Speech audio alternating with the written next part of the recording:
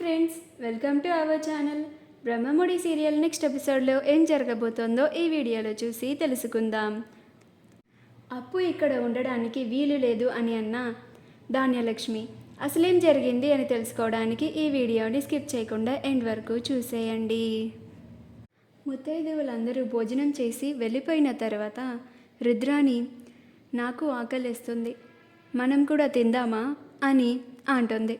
అప్పుడు స్వప్న, అత్త ఈరోజు ఎవరు ఇంట్లో ఏమీ తినకూడదంట, ముఖ్యంగా నువ్వసలు ఏమీ తినకూడదంట అత్త అని అంటుంది. అప్పుడు రుద్రాని, అమ్మో తినకుండా నేను అస్సలు ఉండలేను, నాకు త్వరగా భోజనం పెట్టండి అని అంటుంది. అప్పుడు అందరూ నవ్వుతూ ఉంటారు. అప్పుడు అపర్ణ, అమ్మ కావ్య మనందరికీ కూడా భోజనం ఏర్పాట్లు చూడు అని అంటుంది. అప్పుడు కావ్య 2 నిమిషాలు అత్తయ్య అని అందరికీ డైనింగ్ టేబుల్ దగ్గర అంతా సిద్ధం చేస్తూ ఉంటుంది. కాసేపు ఆగిన తర్వాత కావ్య అందరినీ భోజనం చేయడానికి డైనింగ్ టేబుల్ దగ్గరికి పిలుస్తుంది. అలా అందరూ వెళ్ళి డైనింగ్ టేబుల్ దగ్గర కూర్చొని ఉంటారు. అప్పుడు కావ్య, స్వప్న, అప్పులు ముగ్గురు వడ్డిస్తూ ఉంటారు. అప్పుడు అపర్ణ, అప్పు నువ్వు కళ్యాణ్ పక్కన కూర్చొని తినమ్మా అని అంటుంది. అప్పుడు అప్పు, పర్వాలేదాంటీ, నేను తర్వాత తింటాను అని అంటుంది. అప్పుడు అపర్ణ, ఆంటీ ఏంటమ్మా, అత్తయ్య అని పిలు అని అంటుంది. అప్పుడు అప్పు, అలాగే అత్తయ్య అని అంటుంది. అప్పుడు ధాన్యలక్ష్మి రుద్రాణితో, ఇప్పుడు చూడు అప్పుని ఎలా అవమానిస్తానో అని అంటుంది. అప్పుడు రుద్రాణి, చూస్తున్నా అని అంటుంది. కావ్య ఇందిరాదేవికి, అపర్ణలకి వడ్డిస్తూ ఉంటుంది. స్వప్న ప్రకాశంకి, సుభాష్లకి వడ్డిస్తూ ఉంటుంది. అప్పు ధాన్యలక్ష్మికి వడ్డిద్దామని వస్తుంది. అప్పుడు ధాన్యలక్ష్మి చెయ్యి అడ్డు పెడుతుంది. అప్పుడు అప్పు అలానే మౌనంగా నుంచొని ఉంటుంది. అప్పుడు ధాన్యలక్ష్మి, నీ చేత్తో వడ్డిస్తే నేను అస్సలు తినను, నాకు ముద్ద కూడా గొంతు దిగదు, నువ్వు ముందు అసలు నా వైపు రాకు అని అంటుంది. అప్పుడు అప్పు రుద్రాణి దగ్గరికి వస్తుంది. అప్పుడు రుద్రాణి, నేను కూడా నువ్వు వడ్డిస్తే అస్సలు తినను అని అంటుంది.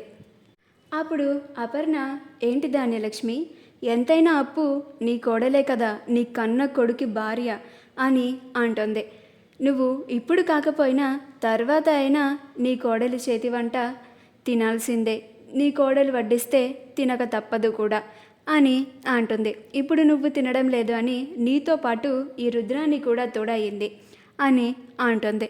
అప్పుడు ధాన్యలక్ష్మి, అప్పు నాకు కోడలు కాదు, నేను ఇంకా అప్పుని కోడలిగా అంగీకరించలేదక్క అని అంటుంది. అప్పుడు ఇందిరాదేవి, నీకు కోడలు కాదా, నువ్వు నాకేమవుతావు అని అంటుంది. అప్పుడు ధాన్యలక్ష్మి, కోడలు అత్తయ్య గారు అని అంటుంది. అప్పుడు అప్పు కూడా నీకు కోడలే కదా అయ్యేది అని అంటుంది. అప్పుడు ధాన్యలక్ష్మి ఏం మాట్లాడకుండా మౌనంగానే ఉంటుంది. అప్పుడు కావ్య, స్వప్నలు ఇద్దరూ కలిసి ధాన్యలక్ష్మి, రుద్రాణులకి వడ్డిస్తూ ఉంటారు. అప్పు కళ్యాణ్, ప్రకాశంలకి వడ్డిస్తూ ఉంటుంది. అలా అందరూ భోజనాలు చేసిన తర్వాత ముగ్గురు అక్క చెల్లెళ్ళు కావ్య, స్వప్న, అప్పులు కూర్చొని భోజనం చేస్తారు. ఆ తరువాత కళ్యాణ్, నానమ్మ మేము ఇంకా బయలుదేరుతాం అని అంటాడు. అప్పుడు ఇందిరాదేవి, ఇక్కడే ఉండిపోవచ్చు కదరా కళ్యాణ్, మీరిద్దరూ పూజ కోసం అని వస్తే ఈ ఇల్లు ఎంత చాలా కలగా ఉంది, ఇప్పుడు మీరిద్దరూ ఇంట్లో నుంచి వెళ్ళిపోతానంటే ఈ ఇంటికి వచ్చిన కళ కూడా మీతో పాటే పోతుంది అని అంటుంది. అప్పుడు కళ్యాణ్, లేదు నానమ్మ, మీరిద్దరూ వచ్చి పిలిచారు కనుక మీకు గౌరవం ఇచ్చి వ్రతం చేయడానికి వచ్చాము, వ్రతం పూర్తి అయింది కాబట్టి ఇక మేము ఇక్కడి నుంచి వెళ్ళిపోతాం నానమ్మ అని అంటాడు. అప్పుడు రాజ్, ఏంటిరా కళ్యాణ్ ఇది, ఇంతమంది మీరిద్దరు ఇక్కడే ఉండాలని కోరుకుంటున్నాం కదా, మా అందరి కోసం ఇక్కడే ఉండొచ్చు కదా అని అంటాడు. అప్పుడు కళ్యాణ్, నువ్వే చూసావు కదా అన్నయ్య, ఈరోజు అప్పుని మా అమ్మ రుద్రాని అత్త ఇద్దరూ కలిసి ఎన్నిసార్లు అవమానించడానికి ప్రయత్నించారో, ఇక మేము రోజు ఇక్కడే ఉంటే అప్పుని వీళ్ళిద్దరూ ప్రశాంతంగా ఉండనివ్వరనయ్యా అని అంటాడు. అప్పుడు ఇందిరాదేవి అప్పుని ఎవరేమంటారో నేను చూస్తాను, అప్పు కళ్యాణ్ ఇద్దరూ ఇక్కడే ఉండాలి అని అంటుంది.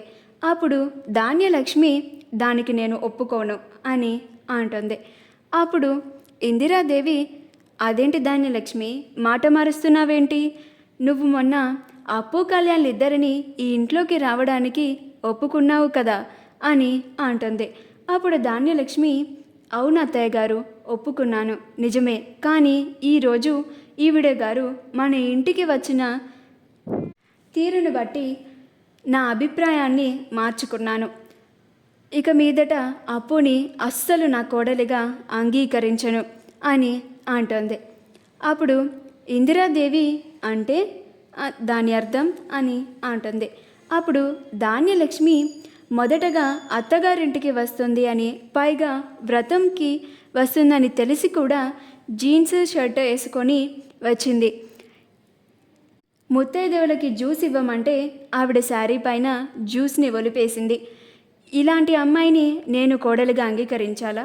పైగా ముత్తైదువులకి భోజనం వడ్డించమంటే ముందుగా కర్రీస్ వేయాలని కూడా తెలీదు, ఒక కోడలిగా ఎలా ఉండాలో కూడా తెలియదు. ఇలాంటి అమ్మాయిని నేను కోడలిగా అంగీకరించాలా? పైగా అప్పు ఇక్కడ ఉంటాను అంటే నేను ఇక్కడ ఉండడానికి ఇష్టపడను, నేను ఇక్కడ నుంచి వెళ్ళిపోతాను అని అంటుంది. అప్పుడు రుద్రాణి, అప్పు కోసం నువ్వింట్లో నుంచి వెళ్ళిపోతానంటావేంటి ధాన్యలక్ష్మి అని అంటుంది. అప్పుడు ఇందిరాదేవి, ఎక్కువ మాట్లాడితే ఇద్దరిని కలిపి బయటకి గెంటేస్తాను, మీలాంటి మనుషులు ఇంట్లో కన్నా బయట ఉంటేనే ఇంట్లో ఉన్న వాళ్ళందరికీ మంచిది కూడా అని అంటుంది. అప్పుడు రుద్రాని ధాన్యలక్ష్మి ఇద్దరు అలానే సీరియస్గా చూస్తూ ఉంటారు. అప్పుడు ధాన్యలక్ష్మి, అదేంటి అత్తయ్య గారు అలా మాట్లాడుతున్నారు, నేను మీ కోడల్ని అని అంటుంది. అప్పుడు ఇందిరాదేవి, నువ్వు ఈ ఇంటి కోడలిగా ఈ ఇంట్లో ఉండడానికి నీకెంత హక్కు ఉందో అప్పు కూడా ఈ ఇంట్లో ఉండడానికి అదే హక్కులు ఉన్నాయి. అప్పు కళ్యాణ్ భార్య, అంటే నా మనవడికి భార్య. నా మనవడు కళ్యాణ్ అప్పులు కూడా ఇద్దరు ఇక్కడే ఉండాలి, నా కళ్ళ ముందే ఉండాలి. వాళ్ళిద్దరూ అలా బయట ఉండి కష్టాలు పడడం నాకు అస్సలు ఇష్టం లేదు అని అంటుంది. అప్పుడు రాజ్ కూడా, అవునురా కళ్యాణ్, నువ్వు అప్పులు ఇక్కడే ఉండిపోండి అని అంటాడు. మా వీడియో కనుక మీకు నచ్చినట్లయితే లైక్ చేయండి, షేర్ చేయండి, మా ఛానల్ని సబ్స్క్రైబ్ చేసుకోండి, పక్కనే ఉన్న బెల్ ఐకాన్ని క్లిక్ చేయడం మాత్రం మర్చిపోకండి.